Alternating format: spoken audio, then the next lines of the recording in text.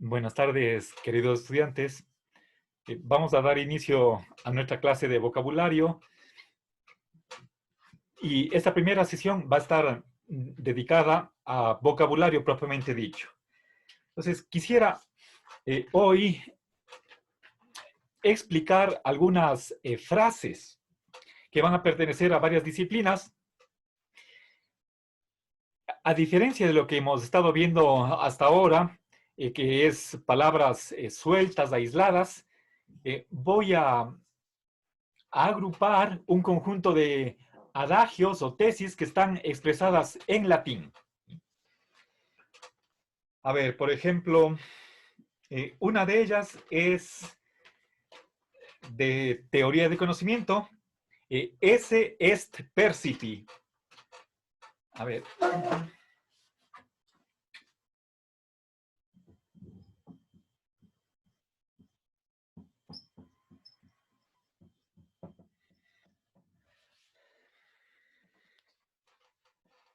A ver, voy a pedir a, no sé si está aquí Tania.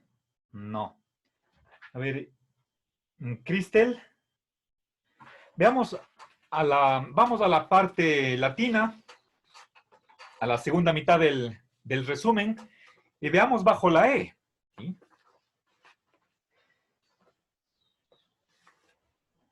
Ahí está en la página, revisen en la página 19. Cristel.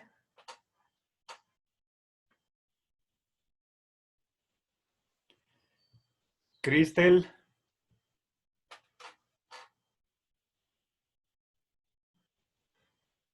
Estefanía Cedillo.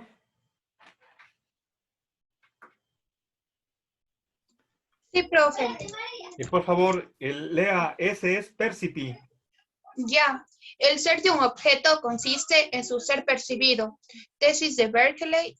Todos los objetos del conocimiento son ideas percibidas por un espíritu. El ser de este último consiste en percibir ideas, por lo cual su ser es un percibir. Esto es, ese es. Ya, profe. Pero siga, falta 2 líneas. Ya. Perciper. Percipere. Perciper. Si consideramos las dos formas de ser posibles, tendremos que ese es percipi, out perciper, ser, existir. Percipere. Lea bien. Percipere, ¿Ya? ser, existir es un percibido o percibir. Ya, gracias. Perfecto. Bien. Ya, entonces, textualmente traduzcamos qué significa esta frase. Entonces tenemos ser, es, y este es el verbo percipio.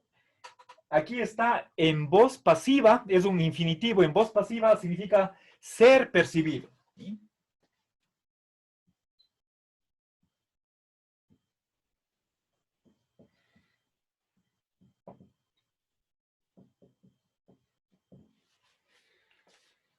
Bien, se menciona ahí al filósofo que acuñó esta frase, que es el obispo Berkeley, un idealista inglés. ¿Sí?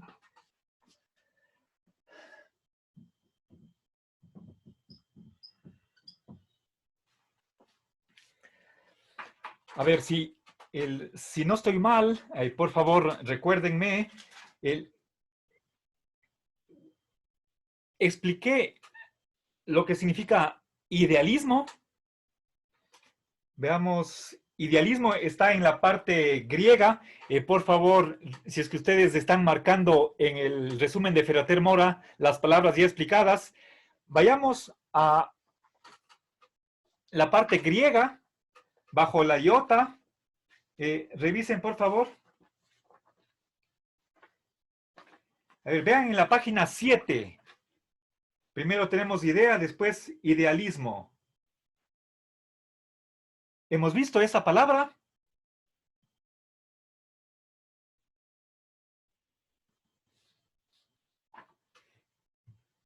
No, profe. ¿No? Bueno, entonces, ya. Gracias por confirmar. En todo caso, bueno, tengo que explicar lo que significa el idealismo. No voy a hacer en esta ocasión, pero aquí se está identificando todo lo que tiene una entidad, cualquier tipo de ser o la existencia, es lo mismo que ser percibido por alguien, ¿sí? Y la percepción es algo subjetivo, ocurre en la conciencia de cada persona, por lo tanto, hay ahí una identificación entre el ser y las ideas, algo mental.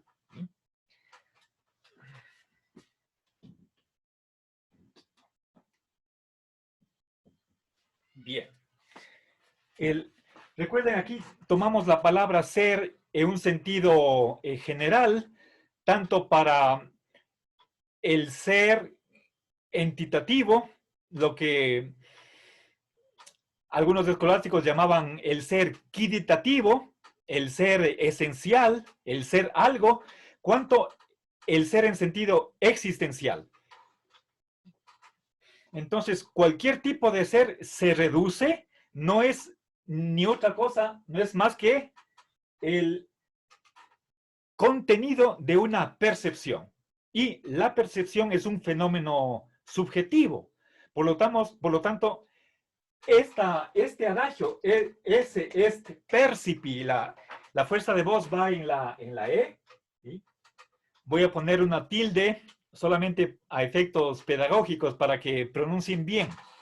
Este percipi es un adagio que está expresando la concepción que tiene el idealista de lo que constituye el ser en general, en el doble sentido de es ser esencial o existencial. Ahora, se añade una segunda parte, se amplía, se complementa este adagio con otro verbo más. ¿Sí? Se dice out, percipere.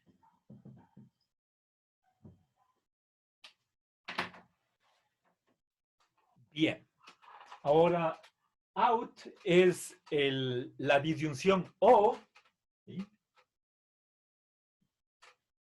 En el sentido de una alternativa. ¿Sí? El ser o es ser percibido o percibir.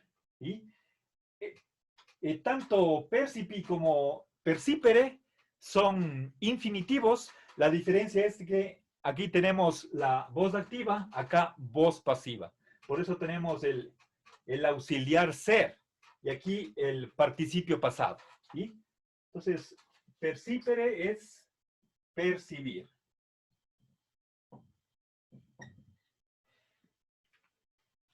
Bien, ahora, ser percibido, esto corresponde a un objeto, ¿sí?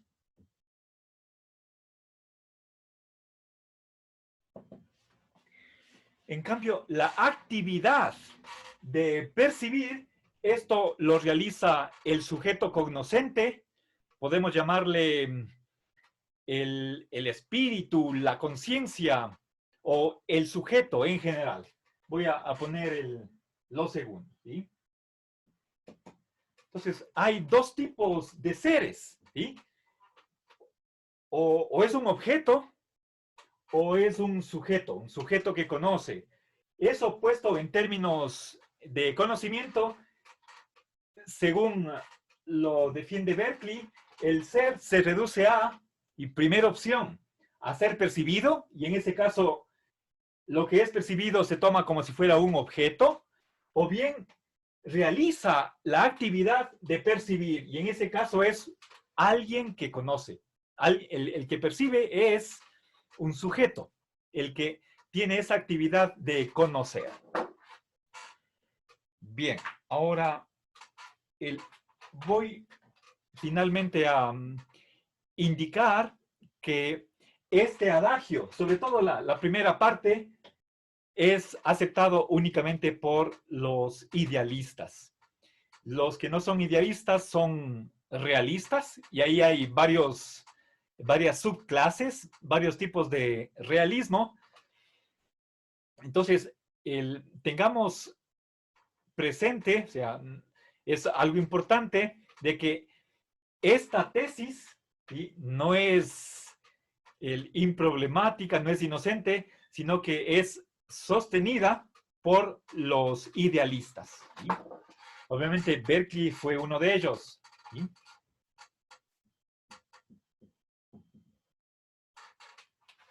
¿Ya? Bien.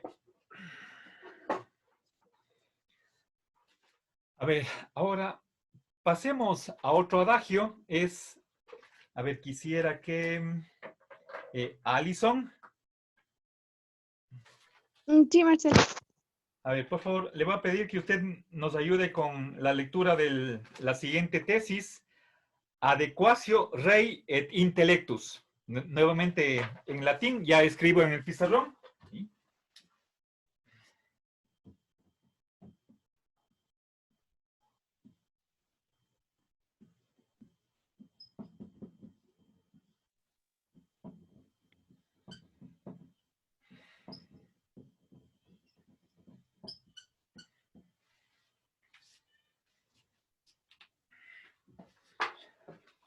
A ver, veamos, tiene que estar bajo la A en la parte latina,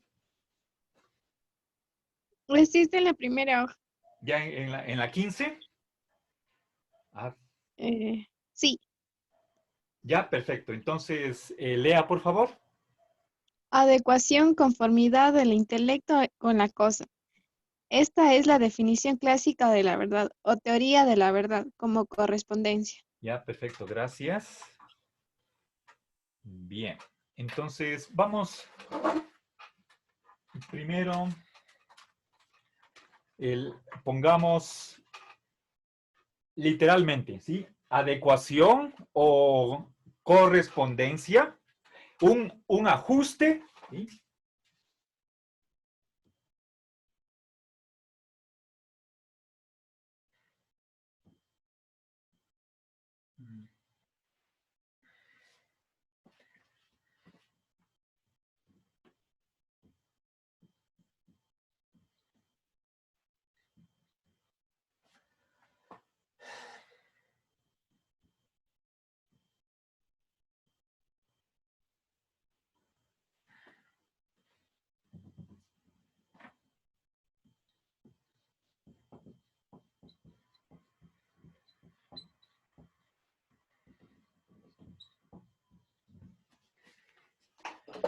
¿Ya? Fíjense, aquí tenemos simplemente, es una frase nominal, esta no es una oración, porque no tenemos un verbo, es simplemente adecuación del intelecto, aquí está, esto es un genitivo, adecuación, este es el complemento del nombre de este sustantivo, adecuación del intelecto, bueno, aquí está, podría ser también adecuación de la cosa y del intelecto. Pero, ¿qué es lo que se adecua a qué? Esta frase no puede entenderse en sentido de que la cosa se ajuste, se acomode al intelecto, sino al revés. Lo que se adecua a otra cosa que sirve como modelo, como norma, es que el intelecto tiene que acomodarse a cómo es la cosa. ¿Sí? Bien. Entonces, esta es una manera de traducir esta frase. Rey, podemos tomarle en el sentido de objeto indirecto, pero que está exigido por el verbo adecuar. Algo se adecua a otra cosa. Esa otra cosa que sirve como estándar, como norma, ese es como a lo que se va a acercar el intelecto, eso va en objeto indirecto, ¿sí? Por sintaxis, ¿sí? Tanto, bueno, latina como español. Bien, entonces, fíjense, tenemos por una parte el rey, eso es rey, eso es la cosa, ¿sí? Y el intelecto tiene que reflejar, o si quieren ustedes, representar la cosa. Esto es lo que se conoce con el nombre de teoría correspondencialista de la verdad, ¿sí? El intelecto lo que hace es emitir juicios. Eso puede ser por medio del lenguaje, de un enunciado, una oración, y esa aseveración que puede quedar simplemente en la mente, o si es que la expresamos verbalmente, entonces la oración resultante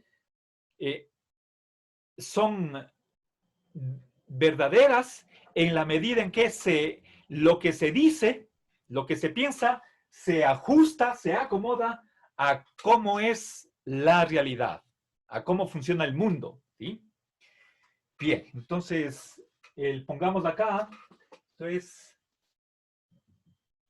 teoría correspondencialista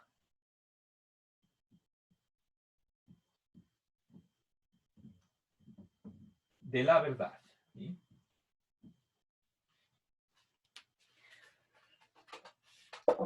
Obviamente no es una definición general, sino que es una concepción de la verdad desde el punto de vista correspondencialista.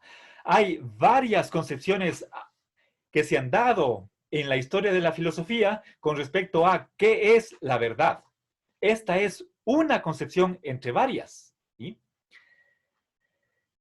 Y por supuesto, quienes son realistas, recuerden, la palabra realismo tiene su base en la palabra res, ¿sí? La palabra res es de la quinta declinación. Nosotros no hemos visto ni vamos a ver lastimosamente en las horas que están asignadas para la parte de latín, pero sabemos que lo que manda, la base, es la cosa. Y el intelecto tiene que acomodarse a lo que sucede en el mundo, a lo que sucede en la realidad, ¿sí?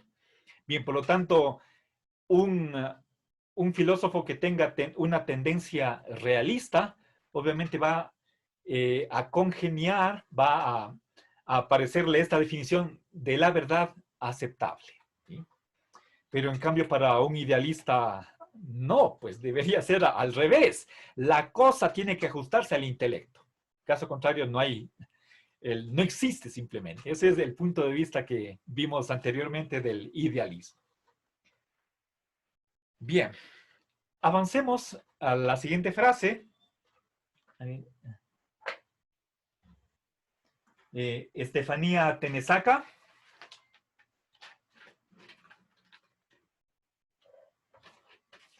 Estefanía. Dígame, Marcelo. Ya, por favor, usted que nos dé leyendo la siguiente frase, ya, busque la palabra nihil con H intermedia.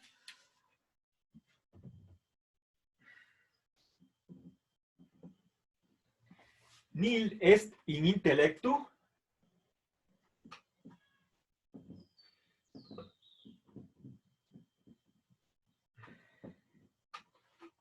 Quod pibus non fuerit in sensu.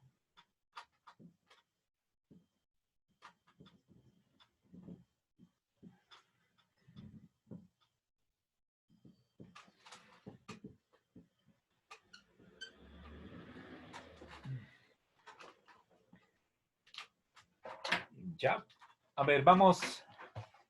¿En qué página estará? En la 25. Ya, gracias. A ver. Perfecto. A ver, hay dos que son parecidas.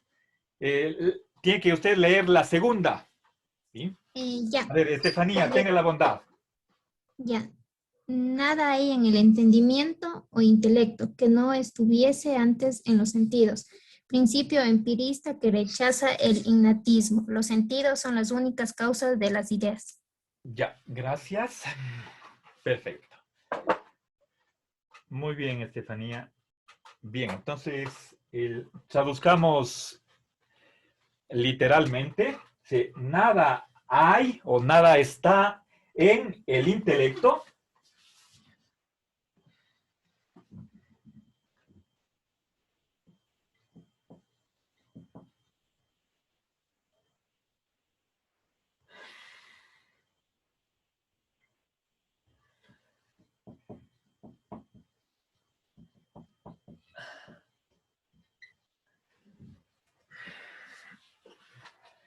Que no haya estado, ¿sí? Ahí pongamos que primero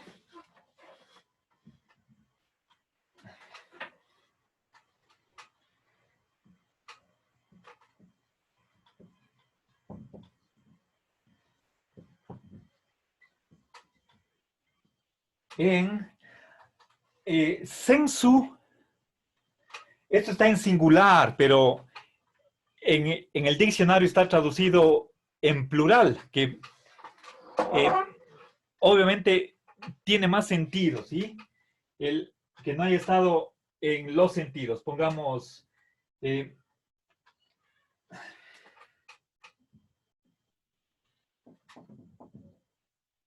bien. Entonces, recuerden, se nos aclara que esta afirmación la hacen los empiristas.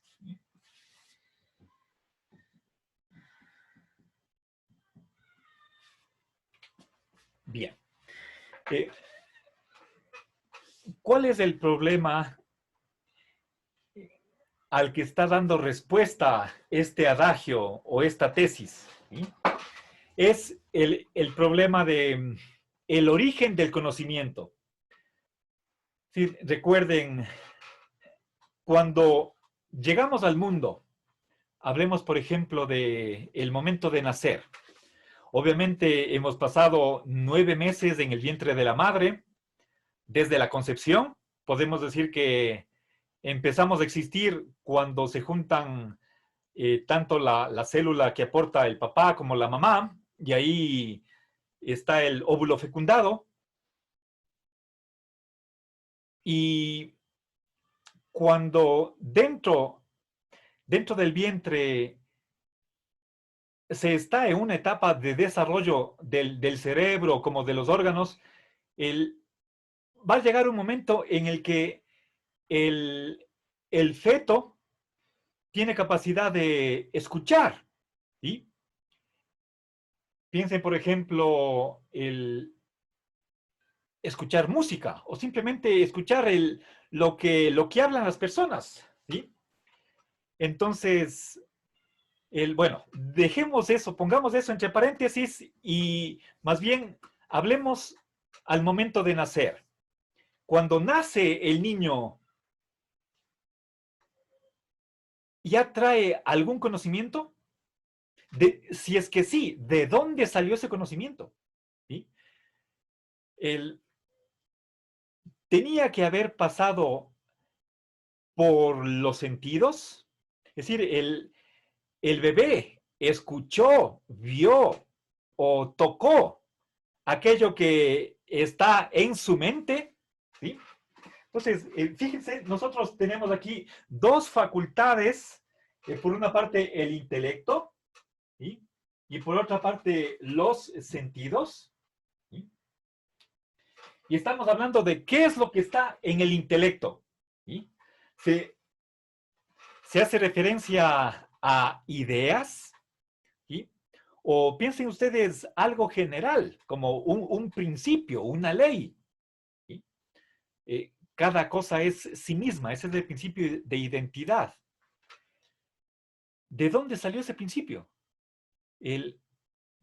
Para que algo llegue al intelecto, tiene que haber pasado por los sentidos. Eso es lo que está afirmando esta frase.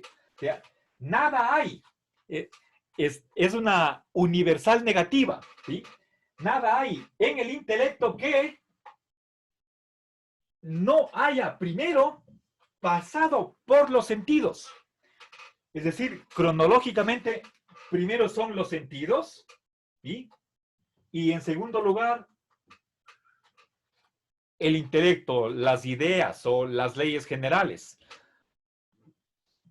Lo cual quiere decir que el origen del conocimiento está en la experiencia, a través de los sentidos. Ahí se genera el inicio, ahí está la fuente del conocimiento. Los primeros conocimientos con los que se llena el intelecto son aportados por la sensibilidad. Esa es una de las tesis que mantiene el empirismo. Y por lo tanto, si es que es lo primitivo, lo original, esa es la base, el fundamento de todo el conocimiento. El conocimiento se origina en y tiene la base en la experiencia. Es decir, de aquella información o datos que nos aportan los 5 sentidos. ¿Sí? Bien, esto es una tesis empirista. ¿Sí? Bien, ahora, de una vez, veamos, tenemos otra frase que completa, empieza aproximadamente casi de la misma manera, pero añade una excepción. ¿Sí? Veamos, por favor, justo el punto anterior a este, y que voy a escribir en el pizarrón. A ver, Cristian.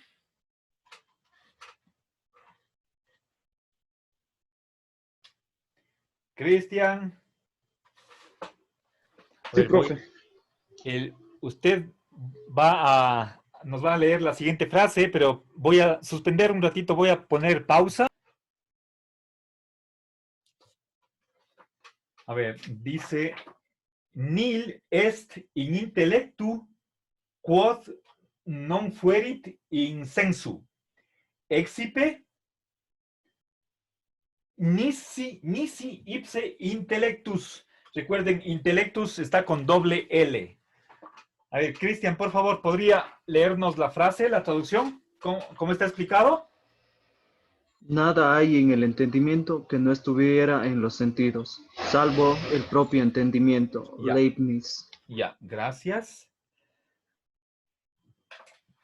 Perfecto, entonces, fíjense, nil est in intellectu quod non fuerit in sensu. Hasta aquí, la frase repite la anterior, excepto esta palabra prius. Entonces, lo que añade Leibniz es esto de acá, excepto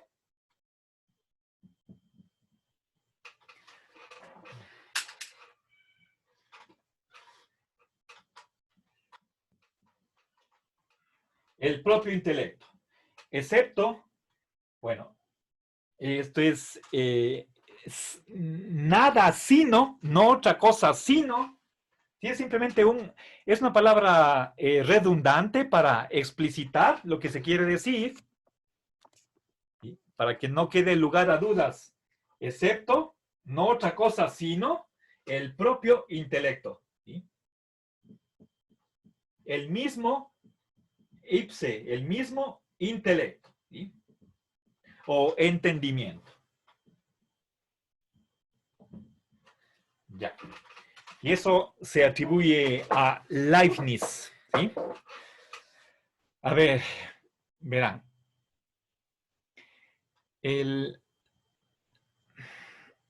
Anteriormente, al momento de mencionar el empirismo, creo que omití indicar que los empiristas se están oponiendo a los innatistas, como es, por ejemplo, entre otros filósofos, Platón. Platón cree que el ser humano está compuesto de cuerpo y alma. El alma existía antes de encarnarse y es ella la que ha conocido las ideas. Ella habita en el mundo de las ideas y Creo que en otra ocasión les expliqué o les recordé esta posición platónica. El alma tiene conocimiento directo, intuitivo de las ideas, y el momento de encarnarse en un cuerpo se olvida de eso. Un momentito, por favor. A ver, les decía que hay una polémica entre innatistas y empiristas. Los primeros creen que el ser humano, al momento de nacer, ya tiene ciertos conocimientos desde el nacimiento, ¿sí? Y por el contrario, los empiristas niegan eso. Cualquier conocimiento que tengamos en nuestra mente tiene que haber pasado por los sentidos. Leibniz lucha contra los empiristas y él cree que al momento de nacer ya tenemos conocimientos de ciertas leyes generales, que no lo hemos adquirido a través de los sentidos, ¿sí? Cuando pone esta excepción, se está refiriendo a los principios generales, y los principios empieza con la palabra todo. Por ejemplo, cada ente es idéntico a sí mismo, el principio de identidad, ¿sí? Y otros principios que van a posibilitar incluso la percepción. Bueno, ahí tenemos nosotros una distinta relación entre lo que es el intelecto y la experiencia. Para los empiristas, el intelecto está dependiendo de la experiencia, de los sentidos. En cambio, para filósofos como Leibniz, la relación es al revés. La posibilidad de la sensibilidad está dada desde el intelecto, ¿sí? No solamente es cuestión temporal o cronológica, sino en realidad es una cuestión de lógica que está a la base de qué es el fundamento de qué. Para Leibniz, primero el intelecto y después la sensibilidad, ¿sí? Bueno, vamos a hacer aquí unos 5 minutitos de receso y al regreso vamos con latín. Muchas gracias.